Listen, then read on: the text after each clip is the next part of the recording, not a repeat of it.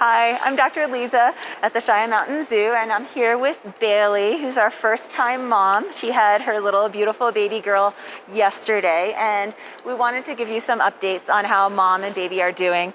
Like you, we were watching the baby through the night, and towards the end of the day yesterday, we appreciated that both of her front legs were a little bit more bent than we would have liked. And as of this morning, her right front leg is actually a little bit better than yesterday, but her left front leg was still really, really bent. And so we actually just did a quick exam on her a few minutes ago. The keepers were able to move Mom Bailey to another stall for a total of about 11 minutes. And that gave us an opportunity to get the baby in hand, get a birth weight on her, and do all sorts of assessments. So first and foremost, we do think the calf at this point is stable. We took some radiographs, some x-rays of both of her front legs to look for anything that would be of big concern, things like fractures, things like obvious effusions or foreign bodies, and everything looks really clean. So that's really great. And we were able to palpate up and down her legs. And we think at this point, her issue is just because she was a little baby and she was tucked in her mom's belly for so long, and maybe she's, a little bit on the young side for being born, just a slight bit.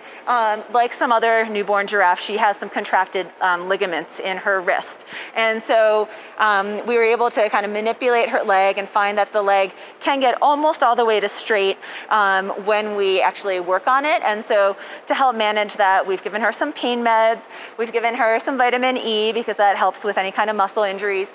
And we're gonna just try to encourage her to walk around comfortably and try to stretch that out.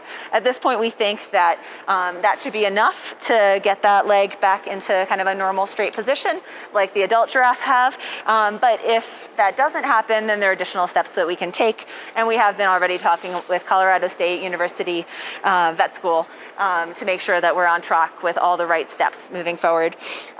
While we were there, we also rechecked her belly button, her little umbilical cord, and put some betadine solution on it. The site looks great.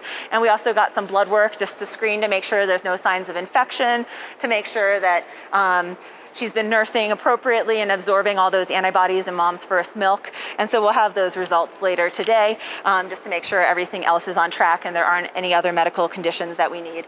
But yeah, so far, little baby, even though she's walking a bit stiffly on that front leg, that left front, we're giving her around the clock monitoring and around the clock care. And we're hopeful that she should start to walk better, hopefully this afternoon with pain meds, but over the subsequent days, we expect to see that leg straightening out.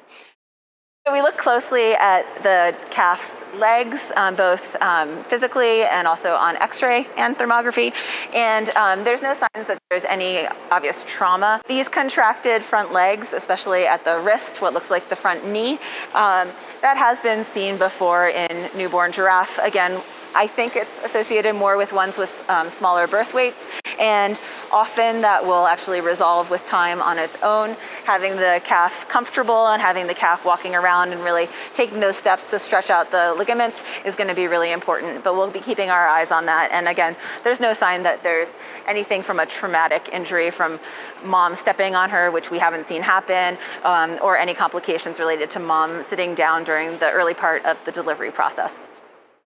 And as far as her weight, so we were a little bit low in our guesstimate, but she still is very small. So her weight today is 116 pounds, which is, again, still at the low end for a newborn giraffe, but way better than 100 pounds, which is where we thought she was.